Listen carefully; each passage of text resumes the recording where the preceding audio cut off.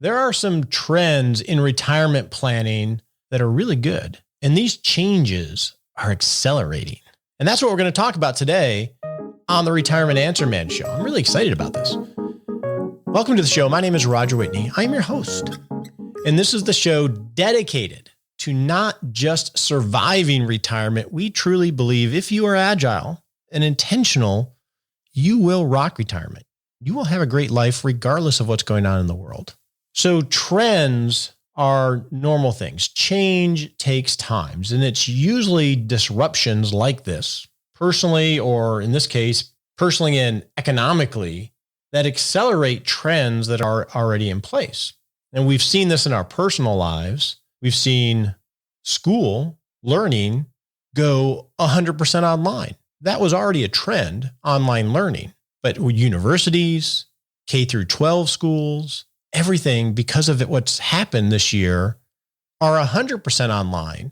And so as a result, administrators, teachers, students, parents have had to very quickly learn what tools to use, what tools not to use, how to organize things, how to maintain accountability and structure. They've had to learn these things by necessity. And this has happened because of this pandemic, whereas there was online learning, but it was a slow process because people had their normal ways, and now they don't. So I think when we get through all this, online learning has just taken a huge leap forward, and we're never going back to where we were. Doesn't mean we won't have in-person schooling. We definitely will. But now teachers, students, parents have figured it out, or figuring it out. And that's going to accelerate significantly a trend that was already there. And I think that's a great thing. Think of work. Same thing. Working remotely, working from home, flexible hours, all of those things were trends in this connected age. But now major companies, by necessity, had to send all their employees home, learn how to communicate with them, what tools to use, what tools not to use, how to create accountability, how to create structure. We've had to do that individually if we're employed, and as a corporation by necessity. People were carrying their secure computers home and setting it up. They learned about VPNs and all this other stuff. Well, when we get back to normal, we know how to do all that now. People are comfortable now. We're never going back to what normal was. It will be a new normal, and I think in a positive way. So these trends have been fueled, given kerosene because of this disruption, and we're never going back to what normal is. Well, it's the same way, I believe, for you when you think about retirement planning. And I think in my industry, when we think about retirement planning, at least for the ones that are really thinking about this, because there are already trends in place as well. And we're going to talk about 5 that I've been noodling on right after the What's That Mean segment. Huh? What does that mean? Retirement. We've defined this term before. The dictionary says the action of leaving one job and ceasing work. Traditional definition. Withdrawing, as in a jury withdrawing to contemplate. Number 3, it says seclusion. He lived in retirement in Miami. Those are all classic definitions of retirement. But my guess is those definitions don't necessarily fit how you think of retirement. And I think how most people think of retirement. And some have tried to come up with new words for it. What I think is really going to happen is this word is going to change. It changes for you and I. I know this because we've talked about this. You've told me what the word really means to you. And there's a number of us, it means no work for money ever again. But for most of us, it's working for other compensation, purpose, impact, giving. And most listeners like you tell me that the word really means time freedom, having control over your schedule, having some margin in your life to pursue things you care about. So this trend, I think, is going to continue as we reprioritize the things we care about during this disruption. So retirement, that word is changing, I think, in a good way.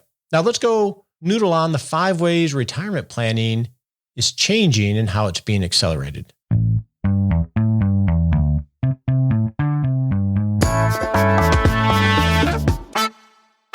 So as we've been going through this, I've been talking with Rock Retirement Club members. By the way, we have over 500 members now.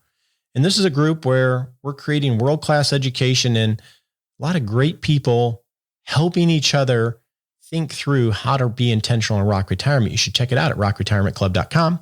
That's a quick ad, hey?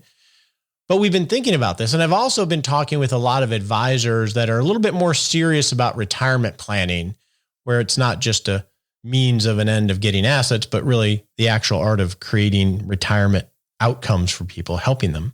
And there are 5 trends that I think are going to accelerate, that's going to help make retirement planning different forever. So the number one, and these aren't in any particular order, came from a conversation via Twitter with Dan Haylett. And times like these, he says, we realize what is important, that we value experience over luxury spending. Times like these definitely bring that to light. Even personally, I look back at some things I spent money on the last few years. I'm like, why did I do that? That's not important to me.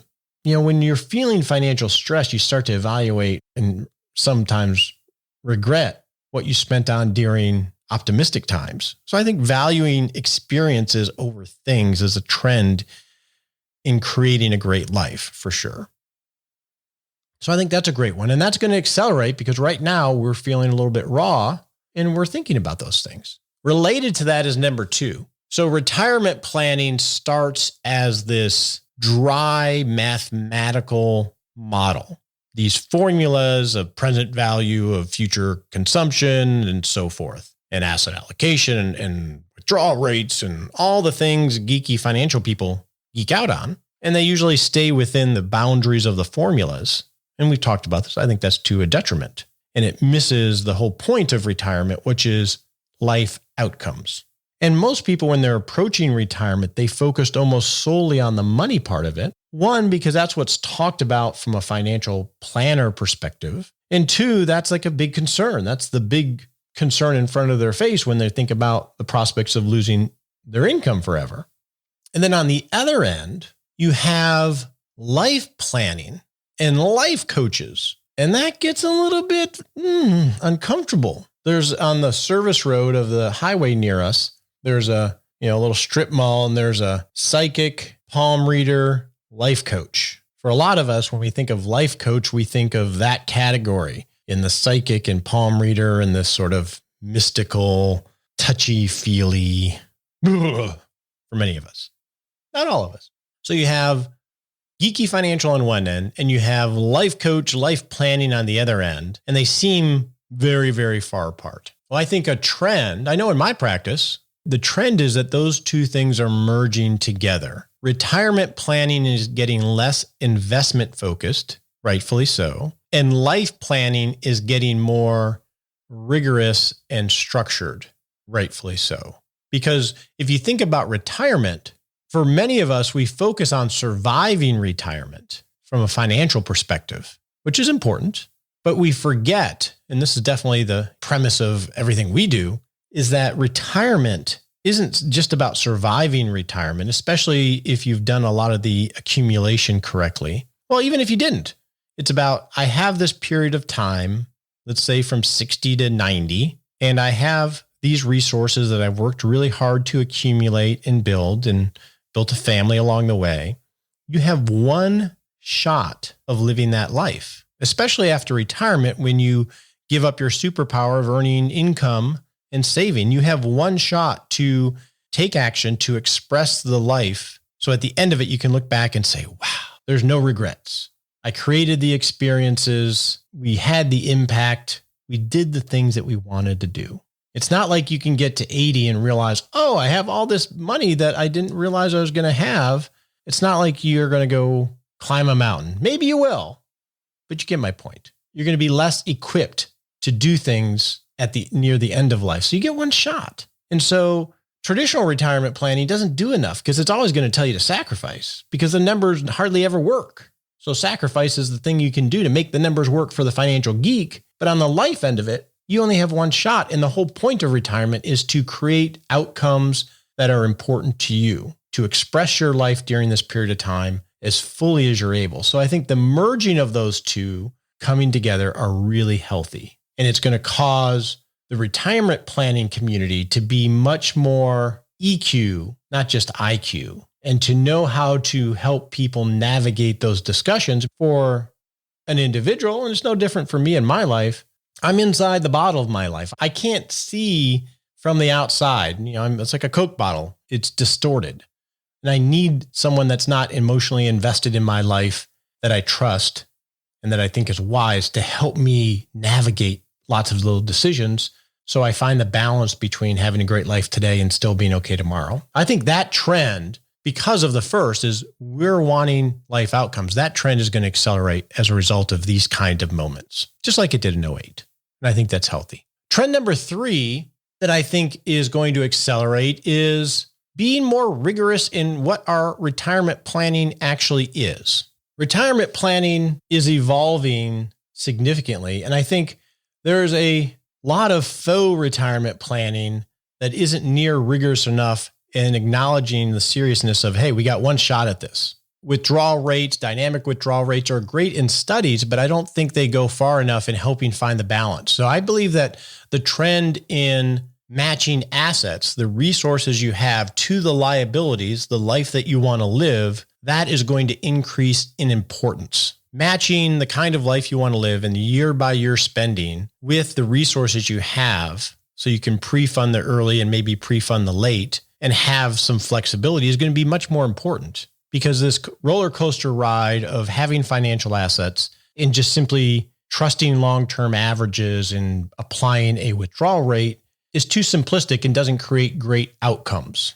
So I think that trend's going to continue. And I think that's really, really important. This concept we talked about a few weeks ago of the I owe me's. Every year that you spend money in retirement is a debt you owe yourself. And you have all these resources. You have to match that to pay your debt year by year for the spending you want. And that spending is meant to articulate your vision of life. That trend is going to continue. This is too serious of a exercise not to be that rigorous. So that's number 3. Number 4, and I think this is a little bit of this is a negative trend that might manifest itself in the wake of all this. So you remember 2008 when we went through that, and it was so horrific, especially near in retirement. Many people never went back and became balanced in their approach. They just never went back and whether it was the equity markets or, the longer term bond markets or real estate, they were so burned by touching that volatility stove during 08. And we forget that we were pretty optimistic prior to that. So a lot of us were a little overly optimistic and maybe a little bit more aggressive than we needed to be. And then the stove went on volatility wise, markets got killed and we got burned, and many people never went back and missed a 10-year bull market. Now we're feeling that again, not to the same extent as of now, but also with the scariness of the pandemic and everything else. So I think one trend that will accelerate, at least for the near term, is that people are going to focus on short-term volatility risk and be adverse to it and run away from it, not acknowledging or even caring if they do acknowledge it. They are now at risk for very long-term inflation or deterioration of their buying power. Sort of like the teeter-totter with life today and tomorrow, the two big primary risks in retirement are near term, the volatility of losing money really quickly up front, and you don't have cash flow or liquidity to cover your life, that sequence of return risk. And on the other end of that teeter-totter is the long-term inflation risk, one that we can intellectually understand, but not really comprehend or conceptualize near as well. And I'm worried that the trend will be, I'm out. And they're just going to run away from volatility because they've been burned so badly, just like we did in 08. And then now they're going to have a lot of long-term inflation risk that it's like a thief in the night, I think Reagan said. And it just comes, you don't even realize it's happening until you look later on. And then it's too late to try to figure out how to hedge against that inflation risk. So I'm worried about that trend accelerating right now. There's a balance between those two things on the teeter-totter. And you definitely have to do that. I think asset liability matching is one healthy way to do it if you have the funds to be able to do it. But I'm worried, and this is in a world where we're releasing stimulus after stimulus, and inflation has been pretty low for a very long period of time. So it's not one of those things that we worry about near as much that could rear its ugly head and many not be prepared for it. That's worrisome to me. I think another trend The last one that I'm really excited about is what I call pre-retirement. So pre-retirement, that could be part-time work, that could be half-time work, some type of bridge between full-time work with all the expectations of the corporate ladder and meetings and all that, and retirement. It's a great bridge between the two, and it accomplishes a lot of things. And it's not necessarily all about the money. Definitely whether let's say you're an executive making $300,000 a year in the corporate system,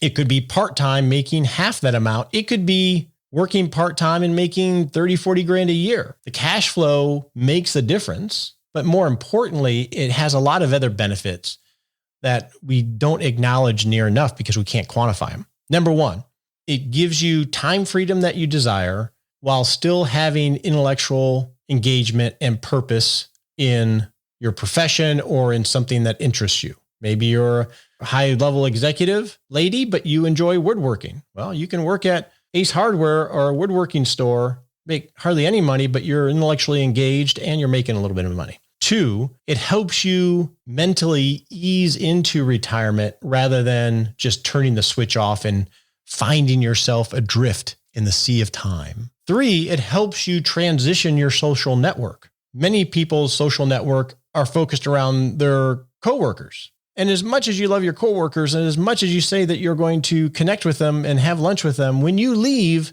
you're outside of their field of vision and it rarely happens. So this is a way of creating new social networks somewhere else. And the last one I'll talk about here is agency. Even if you're working, doing something during difficult times, you can dial up your hours a little bit more. It gives you something to do. You feel like you're rowing the boat. You're not just sitting in the middle of the boat doing nothing. You're rowing the boat. Doesn't matter how big your oar is. It gives you agency and power, and it allows you to extend that even if it's minimal income relative to what you were making. And I think that trend will continue. And I think it should continue because the happiest people I know in retirement that are already there, looking back at you, they're working. They're doing something they love. Many times it's not for money or it's for very minimal money, but they're the happiest people I know, even in their 70s. So I think that's a great trend that will accelerate. I would love to hear what trends you think might accelerate as a result of all of this and other stressors in your life. And you can just reply to me in 6 Shot Saturday. And with that, let's go talk to Nicole and answer some of your questions.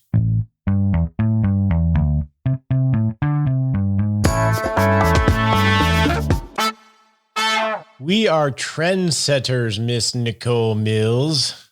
Ooh, what did we do? We have Zoomed before. Oh, that's right. We Zoomed before Zoom was cool. That's right. We are trendsetters. We should make t-shirts. I Zoomed before Zoom was cool. I was walking the dog the other day and we passed some neighbors that have a dog and the dogs like each other. And we stood 6 feet apart. And he was telling me the experience of having like 20 family members on Zoom, and including grandparents and people that had never used that kind of technology before, and how funny it was to get everybody on there. And then some people didn't know how to mute, or some people didn't know how to unmute, and some people didn't realize they were always on camera.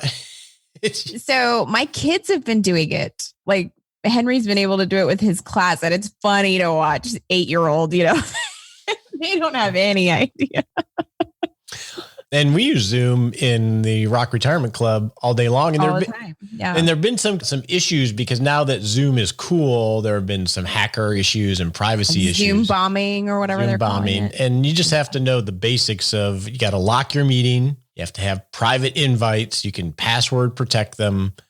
You just can't, like we had to learn with Facebook. There's certain things you need to do. And maybe we'll do a little series on that if I can get my all my points together. But if you don't share your Zoom room publicly, that's probably the biggest one. Yes. And lock your Zoom room. So you can lock your Zoom room very easily. Just Google it. And that way you won't get an uninvited person popping in. If you're talking to your Uncle John and your cousin Sally wants to talk to you, they might just hop in by clicking on the link and interrupt your party. If it's your cousin, that's really not so bad. I hear that it can be just like random people.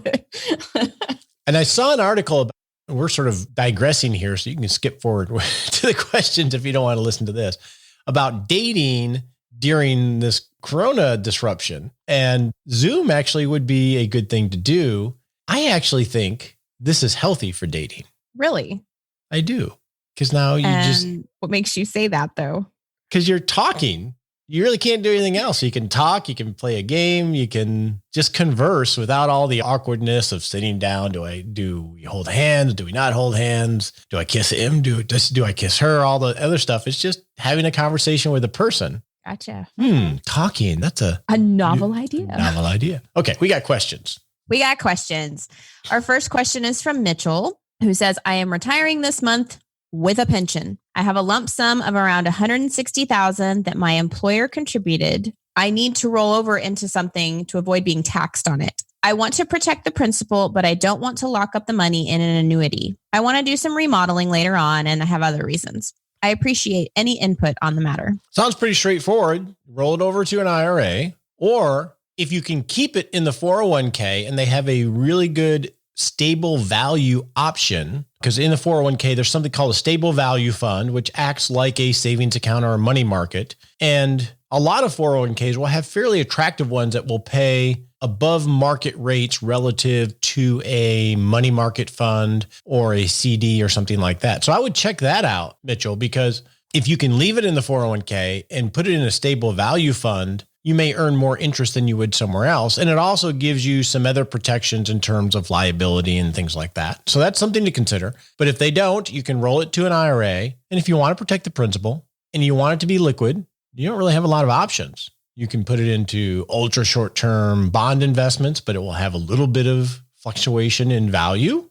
Or you can put it in CDs or high yield money markets that usually the online banks have the best ones. That's going to be your best options.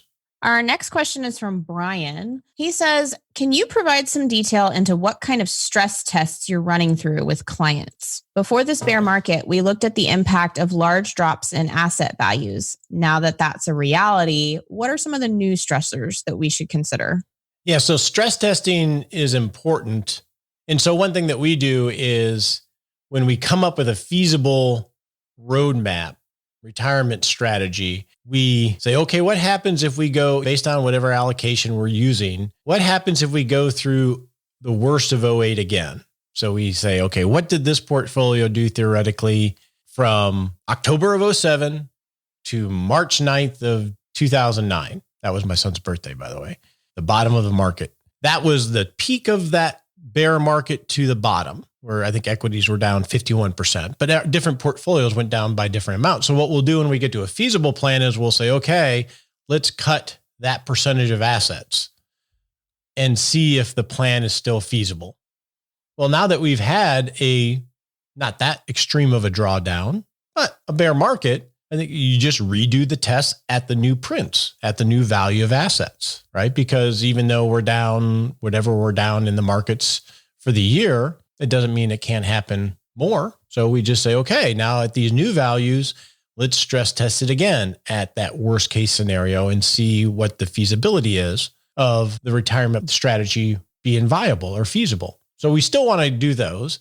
And then the other ones you want to look at are, we still want to know, okay, what happens if there's a major medical expense? What happens if there's a premature death? What happens if somebody lives too long? So we run the same ones over again at the current values. And then one thing about that, I think that's important, Brian, a lot of times when people run these stress tests, we run the entire retirement package, the needs, the wants, and the wishes. And I think that's good to do, but ultimately, if you have your base needs, what should represent a good life, not rice and beans, but a good life. The wants and the wishes are always things that are negotiable, and they're like fire lines. If you had to give all those up, we want to know what the feasibility is for that base good life, even if you had to give up the wants and the wishes. So you want to make sure you segment it out that way, because that's just how you have to live life. And then the second thing that we've been doing, and this is the initial conversations we've been having with everybody, is a liquidity analysis. Given how markets are, how are we looking liquidity-wise? Where's our cash flow going to come from if you're working? Are we secure in our job? How are we going to pay our bills? And if you're retired, that's one reason why we build the pie cake or the income floors. So the money that's fluctuating, theoretically, we don't have to touch for 4 or 5, 6 years. So those are the kind of things that we're doing. It's still not fun conversations, by the way, but it's life, and they're important conversations that you do as thoughtful as you can. So this one is sort of not fun too.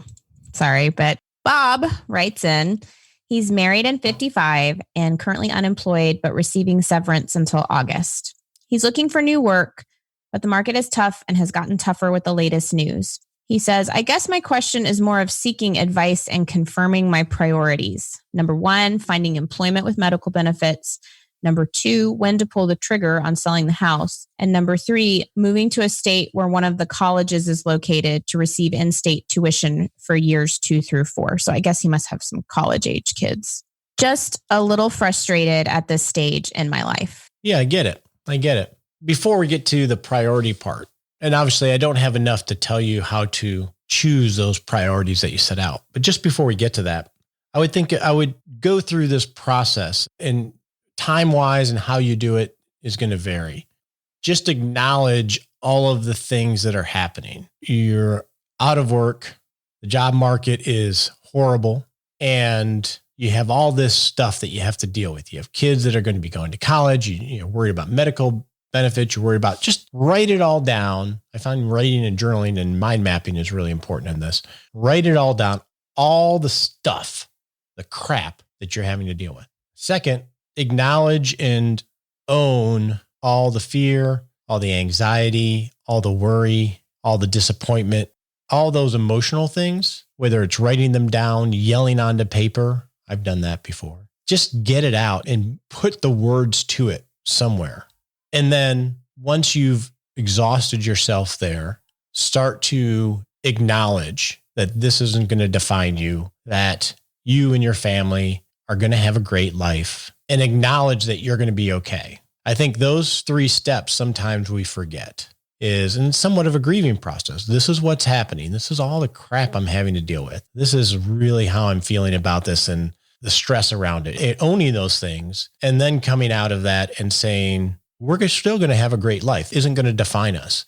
And then at that point, set an action. It can be a small little action. It could be a date night with your spouse or a game night with your kids. It could be eliminating all the subscriptions that you don't need to be subscribing to at this time. It could be any little action. Don't make them big actions, because we think about big actions because we feel like we have to. We're like a drowning person feeling like they have to grab for anything. But big actions aren't needed yet. Little actions yet, because you think visually what you need to do. And what I think this process might help is you're on your heels and you need to work through getting on your heels to getting on your toes. And we're all dealing with a lot of really difficult issues, and we're all going to have a great life. It may not be the life that you imagined. It may not be the life that you're living right now in the way that you're living it right now, but it's still going to be a great life. And then start to think of little actions. So when you look at your priorities here, finding employment with medical benefits, that is the goal. Now, what are the little actions to work towards that goal? There was an article, and Nicole, we can find it and put it in 6 Shot Saturday. There are a lot of companies hiring right now. They may not be what you're doing or what you want to do, but they're hiring and they're looking for people. That's forward motion. So we'll share that article. We'll have to find it and put it in 6 Shot Saturday. That's forward motion. And even if they don't have medical benefits, moving forward and doing something is going to help, right? So I think you say finding employment, that's the goal. Now you have to start thinking, what are the little baby actions you can do beforehand, right? It could be updating your resume. It could be allocating a half hour a day to applying online. It could be practicing interview skills. It could be lots of things. When to pull the trigger on selling the house. And then the third one is move to a state where one of the colleges is located for in-state tuition. That might be an option. That's a big option. That sort of goes with option number 2. Another conversation might be a real conversation with your kids on delaying college or having them work. Those are conversations none of us want to have. And I'm not suggesting that you have them, but I think it needs to be considered, or at least having a conversation of what everyone's dealing with. Because I know when I've gone through hard financial times, I didn't want to talk about it with really even my wife back then. And I think, especially with more adult children, having a family meeting and explaining what's going on, because they're going to be able to go to college. It may not be this year. It's okay if it's 2-3 years from now. That should at least be on the table. But I would go through those actions and just pick little tiny steps you can take. So on the house, as an example, I don't know when to pull the trigger on that, but I know one thing you can do is start to spruce up the house. and declutter the house and think of how to make it more attractive. Whether you sell the house or not, that's going to pay dividends. So I think those are the types of things to think about. And I hope that helps a little bit, and we'll be praying for you. And I just want to say too, thinking about moving, if you're already frustrated, remember that you might have a support network where you are that you wouldn't necessarily have in a new place. So it's a very good point. That's something to consider of, value. Our next question is from Jack on pre-retirement. He says, I am looking for advice on my second act, or at least guidance from someone who can be the wise sage. Oh, is that me? Roger. Is that me? In college, I was the accounting and finance type, and I've always been a numbers guy, but I ended up as an OBGYN. Now that I'm approaching retirement, I've been considering doing a CFP program. Originally, I was planning on doing this for my own edification, but others have been telling me to do it as a second career. I really don't want to aim for high net worth individuals, but I need someone to tell me if there's a need and how to be most helpful to average Joes or military, people like that. Any advice? When I was teaching the CFP certificate program here in Texas, we had a lot of people that were doing it for their own edification, that were not in the industry and really just wanted to learn. And I think the CFP will give you exposure to a lot of different areas in a way that other educational programs won't, for sure. In terms of making this a career and serving average Joes, I think it depends on what you're looking to get out of the profession. If this is a pre-retirement profession where you're not needing it to survive financially, I think there's a good match to be able to do that. And it could be, Jack, that it's coaching and not being an advisor. There is a cottage industry of financial coaches that are not financial advisors. Now, there are some not regulated, like an advisor is. And so there are rules that you have to follow, but it may give you what you need without all of the overhead or baggage of being in a regulated industry. So there's financial coaches out there. And like life coaches, there's not a lot of standardization of what the requirements are. Anybody can call themselves a life coach. Anybody can call themselves a financial coach. But it may be a way for you to serve maybe your private little network of people that you want to serve, whether it's military or average Joes. But I think as long as you're not looking to make a career out of it and have it supply substantial income quickly, I think it's a beautiful thing to do. Another option is to reach out to fiduciary only advisors and see if you can partner/mentor with them if they have the right spirit to where they can help mentor you and they're not worried about scaling some big advisory business and just serving people. You might be able to tag on to their infrastructure and love on people in the way that you want to without having to worry about all the business stuff around it. So those are some suggestions. Nicole, let's go set a SMART sprint. Okay. On your marks, get set.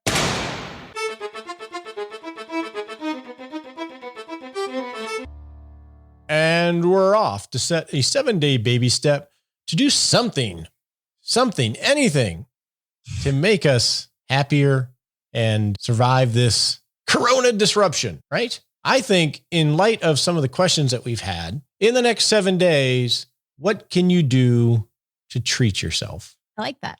Right? What can you do in the next 7 days just to be nice to yourself, to be kind to yourself? Maybe to give yourself a little bit of grace. The hardest person to give grace to is yourself a lot of times. I know that's for me, for sure. It is. I've definitely had moments in the last few weeks, especially looking at social media where I'm like, oh my goodness, everyone else is doing this homeschool work, amazing colored charts and beautiful activities. And that's so BS. You shouldn't be on social media to begin with. Yes. He may be treating yourself as just don't look at social media for a day. Well, I'll tell you what I've been doing, and I've been doing this for a month now, is I journal off and on. I'm not a daily journaler type of person, but every morning I wake up for the last month and I list 5 things that I'm grateful for. That's a great idea. I've actually heard several people mention that it would be interesting to do like a family journal of this time, because this is going to be one of those like major things people look back on and ask about. And can I tell you one thing I was grateful for the other day that makes me laugh? Sure. So I was cycling. I mean, obviously you have the normal things. I'm thankful for my wife and my children and all these other things. So I was cycling the other day, and I cycle in the country, and I was going by this big pasture, and there was this donkey. So picture the donkey in Shrek. Okay. And I think the owner was driving up or something across the field, and the donkey started running. And, they have short little legs. Think of Shrek donkey. And so he was running with the short little legs.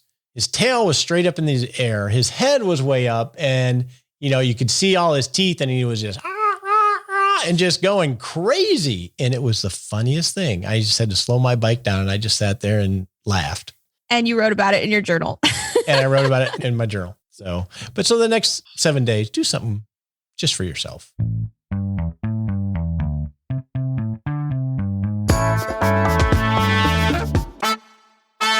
I'm chuckling because my kids spent, you ready for this? 45 minutes watching two lizards fight in our backyard. We were watching through the window, and we took a bunch of pictures, and then they went outside and they got chairs and brought them up next to the window, and they just sat and watched the lizards. Brilliant. And I'll tell you, just walking around the neighborhood with the dog, people are so nice right now. People here have either been super nice or super like, don't talk to me. Super stressed. Yeah. So it's an interesting experiment. This is a time to really, a lot of self-evaluation. I think there'll be a lot of good that comes out of this, hopefully. But we love to spend this time with you. And if you have anything you want to chat about, you can email me at roger@rogerwhitney.com. I'll respond to your email. And I hope you all have a great day.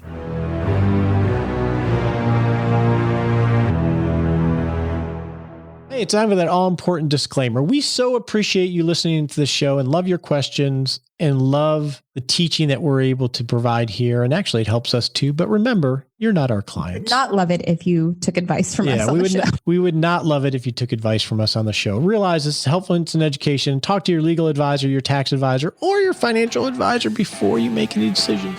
We appreciate you joining us today for this episode of Retirement Answer Man. Be sure to visit rogerwhitney.com/answers to access the Retirement Answer Library with over 30 checklists to help you make the most of the only life you have. Remember, you have more power than you realize to create an amazing life starting today with Retirement Answer Man. The opinions voiced in this material are for general information only and are not intended to provide specific advice or recommendations for any individual. All performance referenced is historical and no guarantee of future results. All indices are unmanaged and may not be invested into directly. Have a wonderful day.